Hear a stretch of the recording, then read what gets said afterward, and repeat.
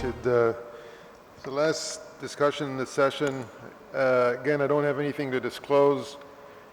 We all heard at this conference that the initial enthusiasm with EVAR about improving patients' lives is followed by the fact that after 8 or 10 years that these patients who have EVAR have a higher mortality.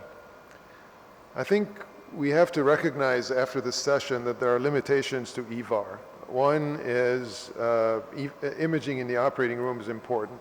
The anatomy is another problem. And if patients have poor kidney function, I know some of my colleagues have done carbon dioxide angiograms to avoid giving contrast. But I think one of the biggest issues and weaknesses is the fact that patients fail to come back for follow-up.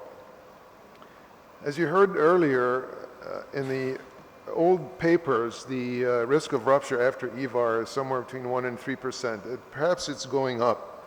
I think that the factors we know of at this point are the types of endoleak like 1 and 3, but one of the important factors are sac growth and end detention, as was discussed in an earlier talk. Predisposing factors, I think, has not been discussed much, but there are two issues here. One is if you have a large size aneurysm, the endograft is not secure in its position, and with the pulsations that are happening 70 to 80 times a minute, there's a possibility for the graft to be dislodged. The other thing was found that patients over the age of 80 have a higher tendency to have a rupture. And then we discussed earlier graft migration, which is usually neck dilation. There's an upcoming paper that will be coming up in the Journal of Vascular Surgery that discusses the fact that iliac dilatation, just like neck dilatation, is happening in a significant number of patients, causing rupture. So after you perform the EVAR, there's one of three things will happen. The sac will either shrink or not change in size, or it will grow. And your patients, about 80% of them will be stable, but 15 to 20%, perhaps a little bit higher, will require reintervention. And at this point, approximately 1% will end up with a rupture at some point. This phenomenon has been shown in the literature, and you can see the graph going up, describing cases of rupture after EVAR. And the time of rupture is usually concentrated in the first 3 years, but it can happen all the way out to 10 years. So the type of endoleak is usually a type 1A and 1B. That would probably account for more than half of the ruptures. The type 1, obviously, A is the most common. And this is an important paper from the EVAR trial, where they showed that 27 out of 848 patients ruptured after the EVAR, but then 15 patients, when they presented with a rupture, were left to die. So a lot of these patients are sick, and really they don't have a very good option to save them. Again, this slide shows you that the sac growth is one of the most important markers of somebody who is at risk for rupture. In this paper from the Albany group, they had over 3,000 patients, and they found 45 patients that ended up rupturing after EVAR. And you can see here that all the grafts have been implicated. The most common was the aneurysm, which we don't place anymore.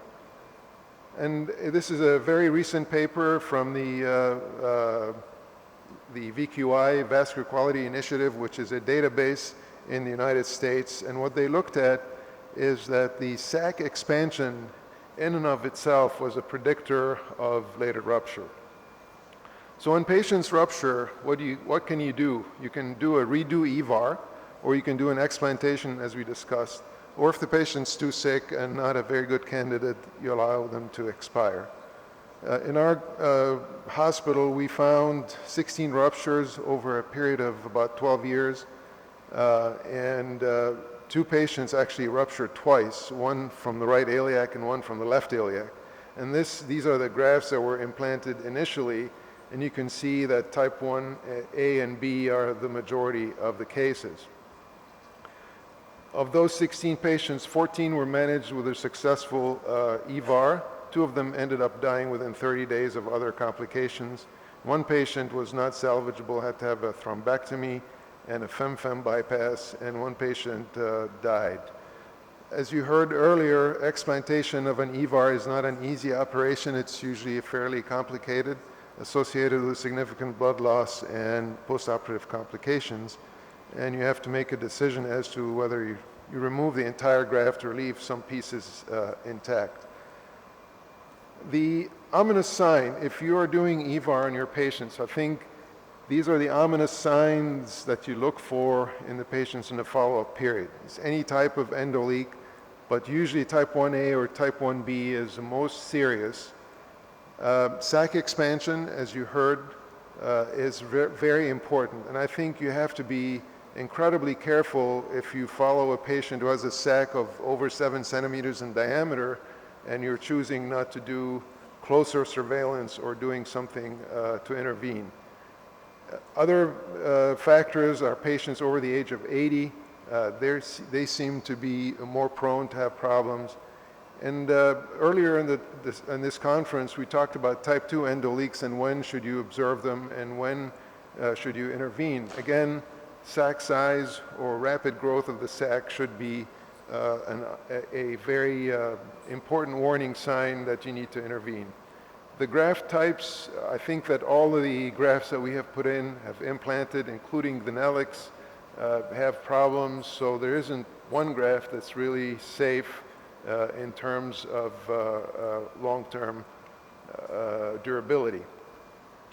So to summarize, I think in a busy practice, as you heard today, the rupture after EVAR can occur up to 2% of patients. The most important factor is the loss to follow-up. Earlier, I spoke to some of our colleagues in Egypt here, and it seems like patients in Egypt are not very good in following instructions in terms of follow-up. Types of endoleak, any type of endoleak can lead to a rupture. The proximal neck and the iliac degeneration leading to a type 1A or B endoleak is the most important factor in the majority of cases. And again, sac growth is an ominous sign that tells you you should intervene. Thanks very much for your attention. I enjoyed being here. Thank you very much.